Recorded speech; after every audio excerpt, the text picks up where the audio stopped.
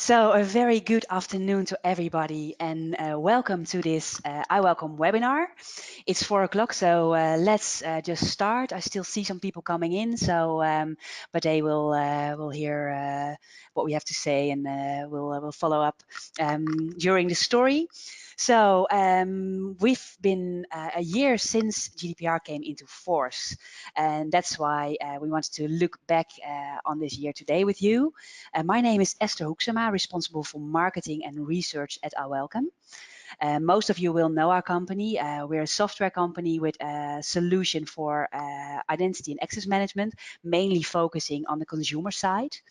And in that capacity, we've been monitoring the GDPR drafting process over the last years, and we try to design our platform according to the regulation.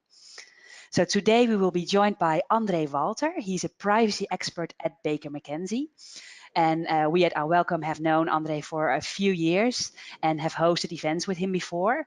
Andre is very knowledgeable, and what we like in his approach to privacy is that he shines light on different angles. So it's not just a legal compliance topic, but it can also support the business side. So Andre, a warm welcome to you today, and we're very happy to have you here. Yeah, thank you very much for this very nice introduction. Thank you. Okay, great. Hey, thanks again. And I will briefly walk through the agenda. I will kick off with a short overview of last year's developments. And after that, we will go to Andre, who will give a more in-depth legal view of the concept of consent under GDPR, with some surprising outcomes, actually. So he has a very interesting view. And then we'll show a few best practices based on the conclusions. At the end, there will be time to answer your questions. So if you have any questions during the webinar, you have the opportunity to put them in the chat on your GoToWebinar control panel. And afterwards, we will take the time to answer your questions. So I'd like to start by telling you about the research that we performed in the months towards GDPR and after GDPR. We did 1 full year of research assessing 89 of Europe's largest organizations in 7 different countries across 6 verticals. We took the research from a consumer's perspective, so we created user profiles, we asked for quotes, etc. And we tested the GDPR capabilities that put consumers in control and that affect the customer journey. You see the capabilities on the right-hand side, the ones that we tested. And during the year of research, we had 5 different moments in time where we assessed the companies that we checked. During that time, we actually did see improvements. And after the last edition, that was measured after GDPR came into force, these were our key conclusions. Keep in mind, though, that this is the part where consumers can actually see what's happening.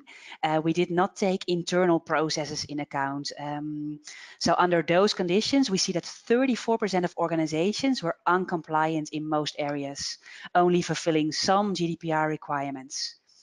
The UK and Germany were the best performing countries, with the UK scoring relatively high on the element of consent, which is quite interesting. And overall, if we look at the development during the year that we did the research, we see that most improvements are, as we call it, checklist implementations. So this means that the whole purpose of the legislation, namely getting consumers in control, is not really at scope. Organizations just aim for compliance by checking the boxes. So if you put something in your privacy statement, you have it covered, we check the box and we can go on. But if a consumer has to click 3 times to even find that information, is that GDPR compliant? Is a consumer then in control? So, and result-wise, we see that basic GDPR requirements, most of them are somehow in place. You see high percentages there with ability to withdraw, with right of access, with right of rectification. So these elements are in place. They are in privacy statements. It's integrated in the policy of a company. But don't look how. Consumers don't always have access to a profile to easily access their data. Sometimes it's a complicated way to actually get the access. So in the area of consumer friendliness and better customer journeys, there's still a lot to be achieved. And also putting less impact on administrative departments if you improve those things. So there's also more GDPR, more complex GDPR requirements, and we found that they are actually not really in place. So the ones that are more easy to implement and that can just be put in privacy statements, they're in place. The other ones, like privacy by default, only 41% of the companies does not have it in place. Data retention period, we saw that 57% doesn't have a policy there. And the one that really stands out is consent. 88% of organizations does not ask for proper consent for the use of data that are not necessarily needed to perform a service or a contract. Not only we came across this complexity of consent, other research has also been done. A very interesting one is the Norwegian Consumer Council. In June 2018, they published a report that's called Deceived by Design. The council performed a research analyzing the standard settings in prominent digital services that actually everybody uses, like Facebook, Google, Windows 10. In this research, they proved how settings and dark patterns, interface design, etc., how they are used to manipulate users. Users are often nudged towards privacy intrusive options with different techniques. And these techniques can be misleading wording, hiding away privacy-friendly choices, sometimes just by giving them different colors. Overwhelming granular choices, take it or leave it choices. So a clear conclusion is that consent given under these circumstances is not explicit, informed, and freely given, as should be under GDPR. Along with consent standing out in research as one of the issues, we see upcoming market initiatives. In the privacy space, Kantara is well known. They have been developing best practice and trust schemes in the digital identity and privacy space for the last, I think, almost 20 years now. There are currently 2 work groups that actually do this around consent. And these work groups, they try to create market standards to help the market further develop and implement consent. And one of the first results is the creation of a consent receipt. And this is a proof document that consumers receive every time they give consent to process personal data. A very interesting organization to watch in this perspective is Climb, that developed its own consent receipt based on the Kantara initiative standard. So we've seen research and market standardization initiatives, but what about enforcement? It seems companies don't really worry about it yet. Some organizations still take consent lightly and are not too worried about prosecution. The tendency that we see in the market is that 2018 is the year of implementation and 2019 will be the year of enforcement. And we see the signs. The authorities of the UK, Germany, and France are frontrunners so far. They have imposed the highest number of fines. It differs in cases from several thousands of euros to up to millions of euros. And not only big companies, big tech companies can get fined. There's also smaller fines for private persons and for small organizations.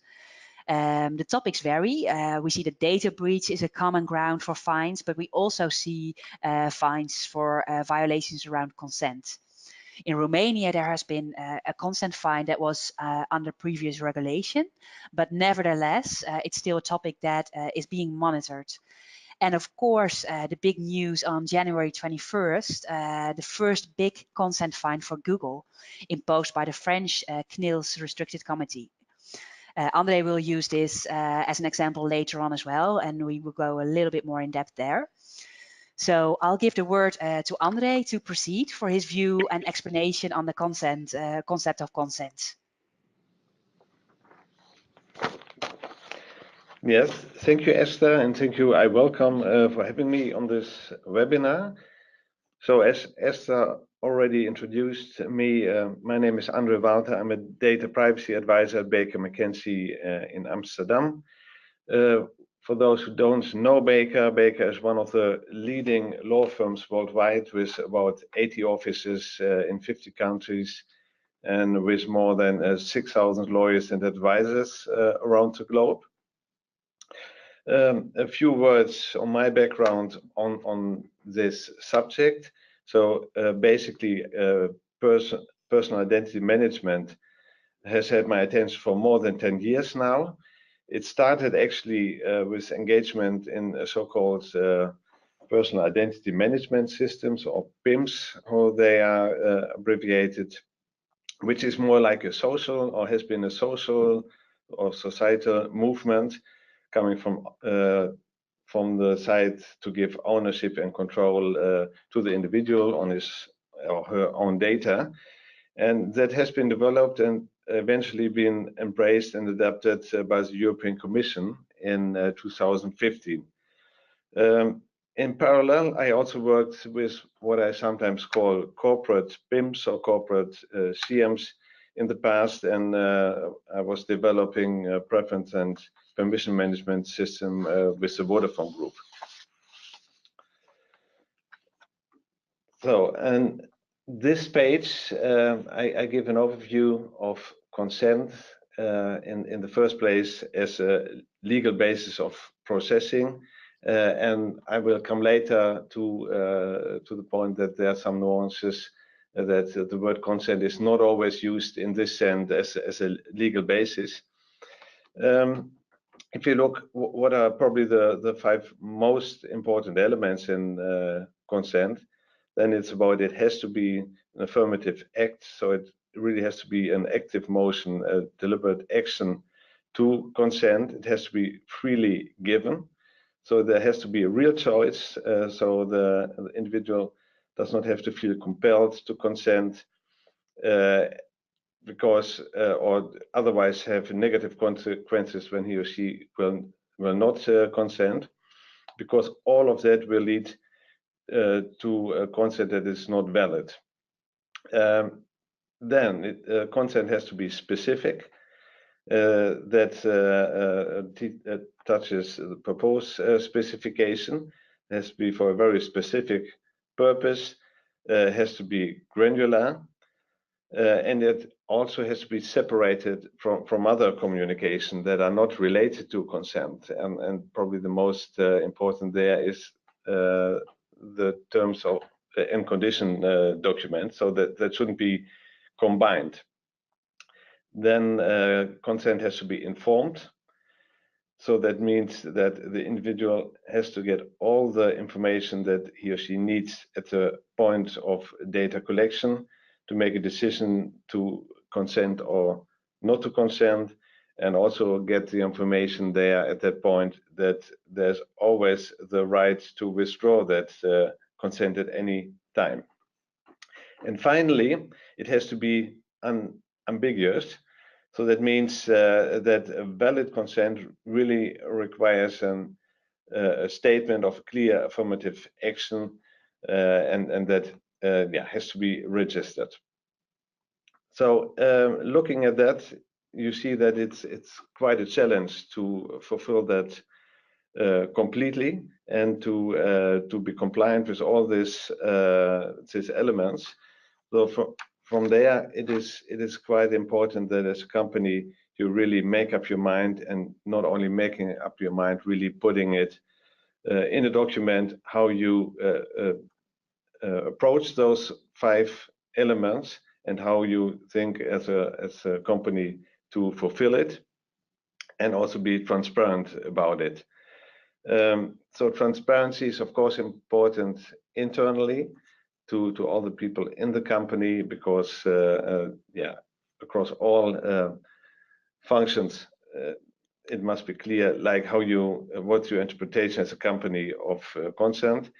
but you can also consider to share that with the outside world. So that would also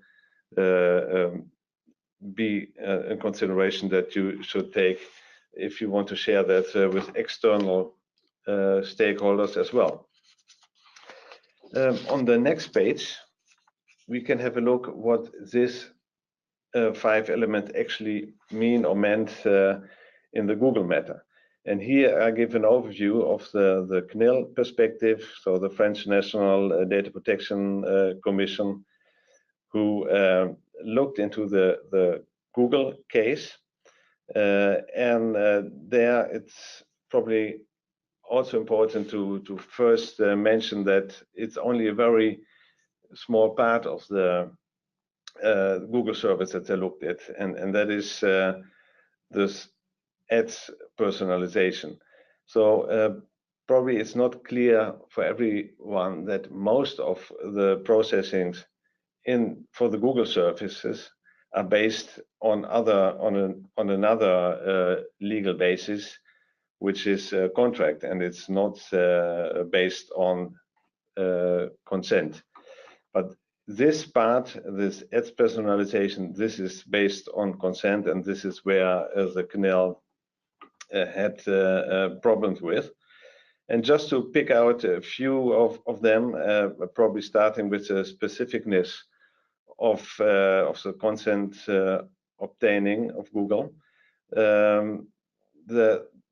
The idea and the concern of CNIL was that there's a bundled consent, and that the company is asking consent for a variety of services. So, for example, Google Search, YouTube, Play Store. So there are a number of services that are bundled. This is something that was an issue. Then the question was, how is it really ambiguous, the consent giving? And there the concern was that this participation in the personalized advertising, that was a pre-selected box in the Google profile, and that means that it's not really unambiguous, because it's not an active action, or not, you can't really prove that it's an active action, that somebody left that pre-tick unchanged. And then this also goes into the point of if it's freely given. Again, here it's difficult to prove that it's really consciously left untagged, or probably not even read by the user. So from that point of view, it's a question if it's freely given or not. And probably finally, it's good to mention that the CNIL also thought that the user was not informed well enough. All the information was available, obviously, but it was diluted in several documents. And from that point of view, it was not easy enough, or quite difficult, actually, for the user to oversee what is happening in this case. So this is actually makes clear how complicated it can be to implement consent in a compliant way. And yeah, it can be even more complicated. And this is what we see on this slide, that different consent concepts coexist, actually. We often think in the first place of a GDPR consent. This is what we also talk about today mostly. And there we have two different types of consent. Most of you will know it, that we have consent and we have explicit consent. The definition of consent we find in the GDPR and by further supervisory guidance, for example, from the European Data Protection Board. Explicit consent is used for sensitive processing activities, or processing sensitive data. So this is basically the concept under the GDPR. Under e-privacy, which is, for example, for unsolicited communication, an important regulation, or also sometimes called the anti-spam regulation. There we know consent, and consent is actually the same as under the GDPR, but the thing here is that this legal processing ground, the whole concept of legal processing grounds does not exist under this regulation. So from that point of view, there's also a different kind of qualification of consent. If you look at other regulations or directives, we see the PSD2, which is a Payment Service Directive, quite newly implemented. There also consent and explicit consent exists, but both types of consent have to be understood as contractual consent. So that's not the consent that we know under GDPR, that is the basis for processing or the legal ground for processing. It is really a contractual consent, actually agreement of a contract, you could also say. Another example is the clinical trial regulation, where we have the concept of informed consent, and a recent opinion of the European Data Protection Board clarified that informed consent under this clinical trial regulation must not be confused with the notion of consent as a legal ground for the processing of personal data under the GDPR. So again, this is more like a contractual agreement than a processing ground for the data. And there are even more regulations that rely on concepts of consent, and I named a few: HIPAA, COPPA. HIPAA is is for health data in the US, COPPA for children data online, the California Privacy Act, and the last one is the Brazil General Data Protection Law that is coming next year. So all this regulation and many more rely on sometimes different concepts of consent. And if we look further to the non-legal side, there are also different semantics how to interpret consent. And here I have an example from a dictionary that defines consent as involving the will or feelings and the indicating compliance with what is requested or desired. That sentence as such is already difficult enough, but you see that there are another 5 synonyms that are slightly different, but also can be used and sometimes are exchanged with a consent word. And this is not only in the everyday chit chat that it happens. That also happens in, and we find it in legal documentation, and especially for us, we are drafting a lot of GDPR documents. We are very cautious to use consent there, and we often remove it and avoid that word whenever we can replace it with agree or agreement, just not to confuse with the legal ground of consent. So this is, I think, good background to know, and a good start to go to the next slide and look at GDPR as or at the lawfulness of processing, actually, and at the legal grounds that we have under the GDPR. Probably most of you will know it, that we have 6 different processing grounds that can be used. One of them, consent, is really individual driven, and it's there the user and the individual is in the driver's seat to decide. But the other 5, they are controller driven or driven by companies, and they all rely on the necessity to process the data, and that can be legal obligations, that can be vital interest, like in a medical emergency, that can be to deliver a contract or to enter into a contract. Like it might be very obvious if you subscribe for a mobile plan, then you sign a contract and your data will be used, and that is necessary to fulfill the contract.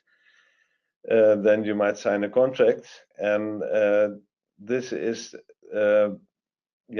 then again individual action, signing the contract, but that's not really the processing ground for the data.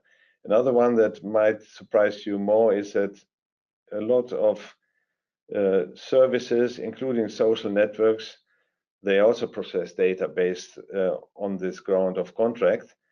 And ticking this box that you agree with the terms and conditions, this is actually no consent. This is a contractual agreement which you enter with it into a contract, and then the performance of contract is a legal processing grounds to process your data. Then we have two more processing grounds, that's legitimate and public interest. And there's a lot of discussion, especially about legitimate interest, because it is controller driven, and it is very much up to the controller to argue what is needed and what is in legit to use the data. And there we have a very important right, an extended data subject right under the GDPR, and that is the right to object. And that right to object applies to the processing grounds of legitimate interest and public interest. And whenever you as a user, as an individual, think that it is not legit for a company or a public organization to use the data, you have the right to object. And then that organization has to come back or stop the processing or come back really with compelling reasons, how it's called in the GDPR, that it's absolutely needed to process data. But otherwise, that organization should stop processing the data. Probably give an example, of course, having compelling reason, that is also in the discretion of the controller, but you sometimes find it in the field of employee monitoring or data security, anti-fraud solutions that are scanning the network for viruses, etc. This is probably something where a company could say this is absolutely needed, even though you don't like it. There are a lot of measures in place to protect your privacy, but somehow we need to scan the network to defend ourselves against intruders. So this is, but there are a lot of other processing situation where you can stop the processing with exercising this right to object. In some cases, it is even unconditionally, and that applies for direct marketing. So that's written down in GDPR. If you object to direct marketing, then the company immediately has to stop with it, even though doing that on the basis of legitimate interest.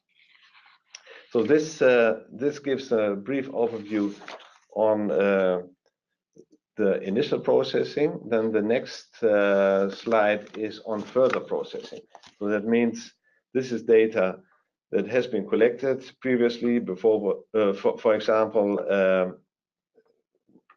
when signing a contract, then electricity contract, for example, data is collected, and then this electricity company might want to do business analysis on the data and further research. In that case, you're talking about further processing, and then there are actually two big concepts to do that. One is again consent, and the other one is called compatibility. And compatibility can be achieved for all other processing grounds that are just explained. Compatibility is also a new concept, at least newly coded in the GDPR. It has been first introduced in opinion by the Article 29 Working Party, which is now the European Data Protection Board, in 2013. And it's now coded, and you see on this slide there are actually 5 elements that should be considered by the controller. There's actually the link between the initial purpose and the new purpose, the context in which the data has been collected, the nature of the data, so that means how sensitive is it, what are the possible consequences, and what is also the control that individual has on these consequences, and finally if there are appropriate safeguards, security safeguards, and you could think of encryption here, for example. So all these 5 factors can be combined in a compatibility assessment, which is actually a multi-factor assessment. And the interesting thing of such a multi-factor assessment is that the performance of one factor can compensate another factor. So that means if you are doing very much on security, very strong encryption, you might have the opportunity to process more sensitive data, or use it in little different context than you initially collected that data. So that's a strong instrument for further processing, which then does not need consent in that situation. Then going to the next step, I would like to introduce you to, at least on high level, to research that we have done last year on compatibility, where we really had a look like if you compare consent and compatibility from the privacy performance they're both delivering. So how could you do that? And we found that there are actually 3 important aspects you should look at. And first are the data protection principles. So this is for those who know the GDPR and the articles, which is in Article 5. And those are internationally endorsed principles since 1970 actually. So it's almost half a century that they are endorsed by all countries in the world actually. Then we have the data subject rights that have been enforced or they have been stronger now under the GDPR. So we should have a look like how does it work out for consent and how for compatibility. And finally, this is more the controller view. What are the controller obligations, and what are also the interests for the controller to work with one or the other options. So then we made that comparison, and we see the table on the next slide. Initially, without taking any additional and voluntary migrating measures or mitigating measures, and you can see that initially consent is really looks more privacy friendly actually than compatibility. But what you see is that it's mainly the practical things that are critical under consent. And this is in first place is cognitive load that you have for the user. So sometimes it's really an information overload to read all these documents and all these notices that are presented, and to really understand and make a decision what is happening with your data. But also for the companies, it is quite difficult to implement it in a good way. Now we saw the Google example, so even they failed in that respect, at least in the view of the CNIL, that it is extremely difficult to do it in a compliant way, and also to record it and to build your audit trail. So that is one difficulty. Another difficulty is the processing continuity. So consent can be withdrawn at any time, and that means withdrawing it would lift immediately the legal ground for the processing. So that's from the processing continuity, that can be not desired. And also examples like profiling, for example, it might be difficult to reach a high conversion rate for processing if you really ask your clients if they want to consent for profiling without knowing the value yet, what it could bring. So that this is on the consent side. The shortcomings. We also see it at the compatibility side. So there are also shortcomings for the data protection principles, as we see, for example, for the fairness. You could argue that for compatibility, the controller makes a decision whether a new purpose is compatible or not, and that if you're not like a good actor, that might end up in a situation of unfairness. The right to object that I just mentioned only applies to the legitimate and public interest ground. So that would mean if I collect data initially via a contract, that wouldn't give me the right to object in that situation. So that should be looked into. And those are probably two catchy examples where one or the other mechanism has its advantages and shortcomings. So then the question is on the next slide, how to improve the privacy performance. And of course, we can go two directions. One is improve consent and tackle the implementation challenges, or the other one is improve compatibility and improve and leverage that mechanism, being a good actor, a responsible controller, and implement some voluntary measures to improve the mechanism. And in our research, we looked at what would be needed and how difficult would that be to achieve. But before I come to that, there's one slide on how we could and should improve consent. So again, it's mainly about the implementation challenge, and one of the big challenges is how to record and how to build actually the audit trial. And here we see again the 5 categories, and what you should do in that category. So it is important first to know how and when is consented.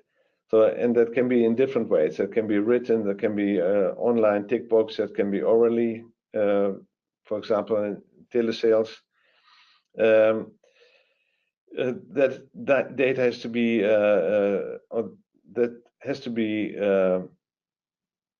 captured actually together with a timestamp, and it has to be known which are the relevant versions of data capturing forms that have been used. So there, that's something important to consider. Then, of course, it's important like who consented. Now, sometimes the name is known, but sometimes it might be just a unique identifier. It could be an IP address, it could be any other unique identifier. And as a matter of good practice, and in some jurisdictions this is even required, you could also confirm it with a message or email to the individual. So this double opt-in idea. So then it's important to record what is covered actually in that consent giving. So it's there important to know which consent statement has been signed or which box has been ticked, and there it is good practice to build an effective audit trail and to keep a revision history of the relevant documents. So together with that revision history and the timestamp, you can always go back to the situation where the individual has been consented. The notice we talked about and the transparency of the notices, they should be specific and granular. Don't use any legal language. The consent must be clear and distinguishable from other matters like terms and conditions, and they have to be easy accessible and in an easy language. So that can be a challenge in many ways. Yeah, and finally, you should also know what has been collected, and this is basically keeping the data capture forms and knowing like which data has been collected, and yeah, so you really know, preferably even on a data attribute level, that which data has been consented to, or the use of the data. So in essence, it is important that the consent policy that I talked about earlier, that should be translated into clear corporate guidelines, how to record consent and how to build the audit trail. So that is absolutely needed for good compliance management of consent.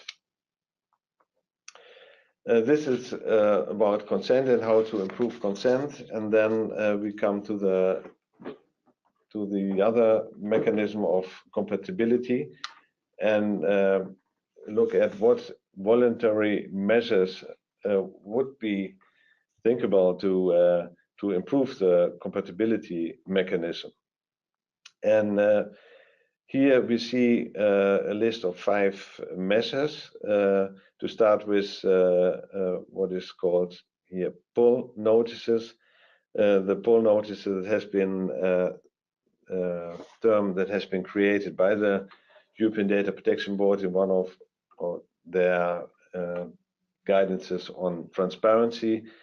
So that means other than push notices, which are the data or the data privacy notice that you find on the website that are pushed to you, or that you see when you install an app, that there's much more information that you can access yourself and have a look at how certain data is processed or how that data processing might work. And this might help to also increase the fairness, to give an example of the processing, because you explain exactly what is happening, and if you combine that one with voluntary opt-out, so you could build it in your permission management system, that you not only give the right to object, but really like a setting, a physical switch almost to exercise that right and make that voluntary and unconditionally, then that would mean that the user, the individual, can very easily exercise the right to object to the data processing. So first you could read what is done with my data, and if you disagree, you very easily opt out from that processing. So I've seen that in practice in a couple of cases, and which worked fine. And actually the opt-out rates weren't really high, while the data or the transparency data has been read quite frequently. So that's one of the measures that you could think of: the pull notices, the voluntary opt-out, and permission management in general. There are some specialties, call it like that, like erasure, trigger, and extended data portability scopes that I will not discuss here in detail, but they are discussed in our research, and Esther will distribute it after the webinar to all of you. So if you're interested, you can read about that, how, for example, erasure trigger can improve the storage limitation, etc. So that gives some more reading material to you. A last point that has to be looked at when talking about compatibility is the processing of special categories of data. There you need not only processing ground that I discussed earlier, you also need another exception ground to process special categories of data, like health data, for example. And there, exception ground has to be found. It's in Article 9 of the GDPR. And sometimes the only exception ground left is explicit consent. Then, of course, you have to use consent, and you can't use compatibility. But in some cases, and I've a good example here from the clinical trial regulation, or actually opinion of the European Data Protection Board about it, where they explicitly offered and brought forward exception ground that can be used, an exception ground other than explicit consent that can be used to do those clinical trials. And that means that you could also use a compatibility concept in the area of clinical trials. Which brings me to the conclusion, and also the link back to the customer identity and access management systems. So the question here is, how can we use CM system to help improving the privacy performance? And there are a couple of ideas that I put down here. The first is the permission management. So we all know that there is permission management provided in CM systems. We often limit our thinking to just opt-in solutions and consent. But in the light of what I just explained, the CM system could equally offer a user-friendly and unconditional opt-out option to use compatibility and to improve the compatibility concept to a privacy level of consent.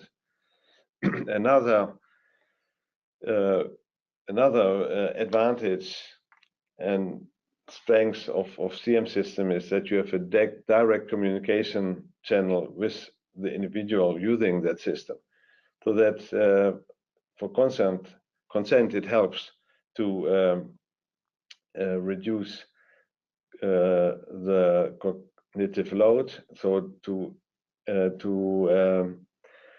communicate more effectively with the individual, but also for compatibility. It helps to provide the pull notices, the pull information, to provide extended transparency, and that could be really be filtered or dedicated, delivered for the processing purpose at hand. So this is a very interesting and strong one, the direct communication channel with the individual. And then the tool offers also legal compliance and policy making opportunities, and also opportunities to exercise your corporate responsibility. And this has a lot to do with transparency. And on the consent side, you could communicate very easily your corporate consent policies and ideas and practices. And underwater, also use the tool for recording and the consent and building the audit trail. On the compatibility side, you can use the tool then to communicate about your compatibility mechanism, how you worked out your compatibility assessment and the 5 factors, how you weight them and communicate that to the individual. And finally, this is probably more a technical thing, the tool could and should also provide APIs so that you can connect all these features and like permission management to the rest of the systems in a company network. So yeah, this basically the end of my part. So, and I'm very willing to answer a question of the participant at the end of the session. Great, André. Thank you for these very interesting insights. Based on the conclusions, I have a few examples that I would like to show for a big win towards the consumer perspective and permission management. Yeah, we always advise to make sure that you have an easy interface where consumers can manage their permissions. And in the case that you see here, this is like a consumer profile where a consumer has access to the different permissions and consents that they give. There's a few mandatory consents that fall actually in the field of compliance. The rest is optional and more marketing related. And you see that the consent can be withdrawn just as easy as it was given. So you can also use SIAM to improve communications with your customers. Just show that you are transparent about data and seek interaction. That is actually your second conclusion, direct communication channel with the individual. We've got a few examples. This one is a registration process with the BBC. The BBC is really clear about the purpose of use for which data are being used. And in this case, this is a field that is actually a compliance field, because the BBC needs your date of birth to know your age and to be able to give you the programs that are according to your age. So in this case, it's very clear that they still do give you a purpose of use. And this is optimal. This really serves for optimal transparency and trust. And you can take this even a step further. You could go into just-in-time consent. That's how we call it. That is integrating consent into the customer journey. So you keep your registration process as simple as possible, just with a few data that you just need to even create a profile. And then at the moment that you need access to certain data, you can ask for it. We see those examples with Apple, for example, who has done that for a long time already. But this is like a very consumer-friendly way of asking permission for certain things. At the moment a consumer needs a service, then you have a pop-up and you will give your permission, and a consumer is more likely to actually also give that permission. On the right-hand side, you see an example of Uber, the taxi service. Uber will only ask you for your location if you really want to book a taxi. So they won't track your location standardly, but it will only be at the moment that you need the service, and you can just give your consent in the time that you need the service. And last but not least, I would like to say a little bit about the legal compliance and implementation support. In this little story, this is how the back-end systems of organizations usually look like. Lots of organizations have an IT landscape like this. Consumers are offered different apps and portals for different services. Consumer data is stored into a wide variety of systems, and there's no way that you can store all permissions and preferences in all these different databases. And not at all keep it accurate when something changes. So the situation that you have now, it should always be manually extracted and checked per system. And most importantly, consumers don't have an overview of the data and the consents that you have on them. So to be compliant, you have to make sure that you put an extra layer in between, like a data store that you put at the heart of these services.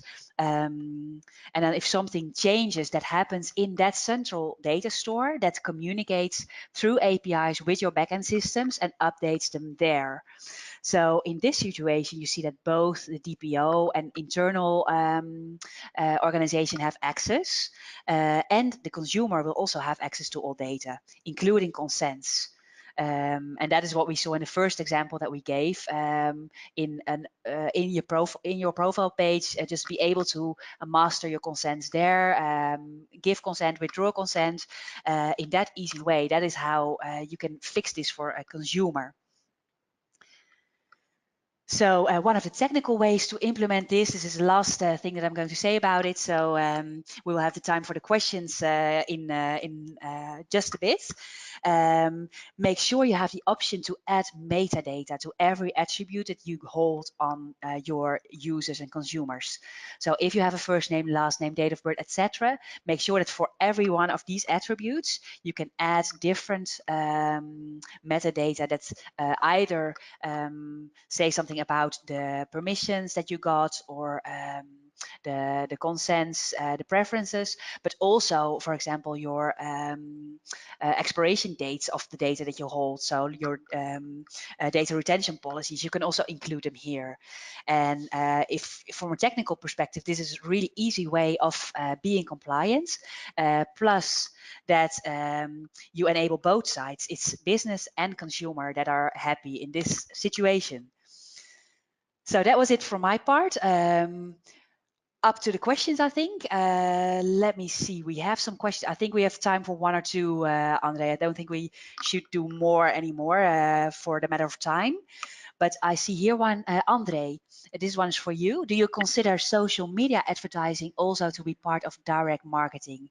If it is based on a company uploading, for example, email or mobile data for ad targeting to Facebook or Instagram?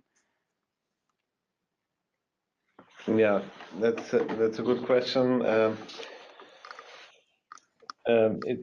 It can be, so that it really depends on how the data is uploaded, how anonymized that data is.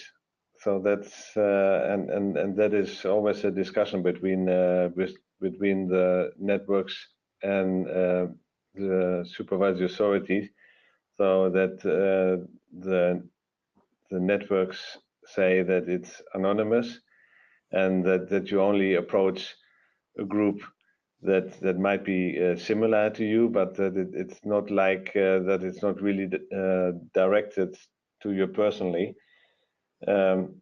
While yeah, privacy advocates might say, okay, you can. It's still probably only not anonymized, but you can still refer back to an individual person. So it really depends on how anonymized the data is that is uploaded to the social network. Clear. Okay. And a second question that comes in a situation where a fictional company has 10 million individuals in their CRM database, but only 100,000 unique page views of their privacy policy and terms of use. Do you think that this company can successfully claim that it has obtained valid consent from all of their individuals because they have clicked I accept during the sign-up process, but not read or even seen the terms? Yeah, strictly saying it's not required that that is read. It's required that there's a link to the privacy policy, that it's clear that the information is available, and it's up to the user to decide to read that information or not. On the other hand, I see more and more examples in practice that you also have tick boxes there that that you confirm that as a user that you have at least had a look at the privacy policy, which I think is good to really build your case and build your audit trail that at least this tick in the box is down. But that still does not mean that that the user has actually read it. So that's always a critical thing, that the communication is clear enough or not. And we also see it in the case with CNIL that they say, okay, the information has been scattered across so many documents, and it was not possible for the user to read and understand all that information. It is discussable. Yeah. Okay. So in a way, consumer still has its own responsibility there. Yeah. Let me see, Andre, final question. You've mentioned the Google case and the fine that Google got. How does it go further for Google? Are there any next steps? How long does the process take? When does the fine has to be paid? How does that work? Yeah, so there it's good to understand the sanctioning and litigation process in France. And actually, this penalty has been notified to Google in January the 21st, actually, and then the company has 4 months to file an appeal. And in that case, in France, it would be the French Administrative Supreme Court. And actually, that would be the 21st of May. So that was the day before yesterday. Mm-hmm. And I can't really say if it has been filed or not. But the process is then, if it's filed, that it takes on average 2 to 3 years to for the Supreme Court to look at the case. But that doesn't mean that this appeal has a suspending effect. That means the fine will have to be paid in the first place. And if after 2 or 3 years it appears not to be correct, then the fine would have to be returned. So that's actually the process, and that's what I can say about it. Okay, so it might even be for some companies, if they appeal, that it might be more expensive. Like if in case of lower fines, it might be more expensive to go through that whole process than to just pay the fine. Yeah, that's a case-by-case decision. Yeah. Okay. Okay. Clear. Well, a big thank you to Andre. I'm sure that we all got some valuable new information today. To all the listeners, thank you all for your attention and for the questions. We'll make sure you'll get an email with links to all the mentioned reports, also the one that Andre mentioned, as well as a recording of the webinar. So for now, I'd like to say goodbye to you. We hope to see you next time in one of our webinars. Thanks again also to you, Andre, and everybody have a nice day. Okay, goodbye. Bye-bye. Okay, bye-bye.